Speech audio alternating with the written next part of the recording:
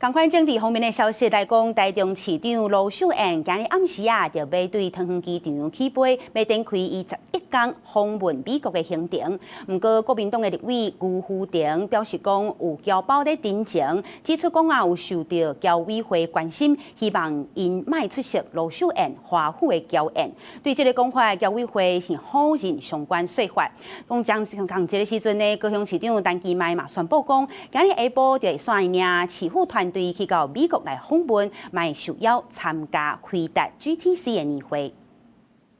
台中市長盧秀燕11號暗時要為桃園機場出發，展開11天去美國、美東政經核心的行程，預計會訪問波士頓、紐約，還有大華府地區。不過，國民黨立委余富定表示，家己接到定情，講有僑胞接到僑委會觀察的信息，希望莫出席盧秀燕的宴會。就有明示暗示的狀況嘛。說層級等等的，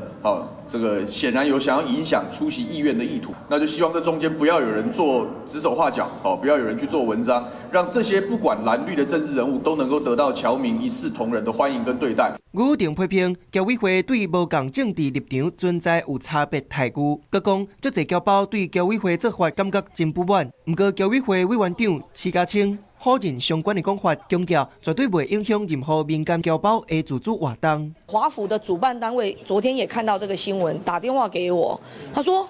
沒有啊，我們都沒有人有聽到這方面的訊息啊。這位僑胞如果真的有的話了哈，我是覺得他可以站出來清楚的來指控是我們哪一個人。如果沒有的話呢，也不要隨便把我們的這個僑委會給污名化了。另外，高雄市長陳其邁嘛宣布11下晡要率領市府訪團去美國，因為甲盧秀燕出發的日子意外搶手，互外界咧想講，哪會扯兩黨的台美交流嘛佇咧空中車拼。我是市長啦，我也沒有要選舉啦哈，我是以城市交流產業為主，就沒有其他的任何安排。陳其邁這擺是以美西科技重鎮為主，會去拜會亞利桑那州半導體先進製程的廠商，而且是第2擺受到邀請參加回答 GTC 的年會。記者綜合報道。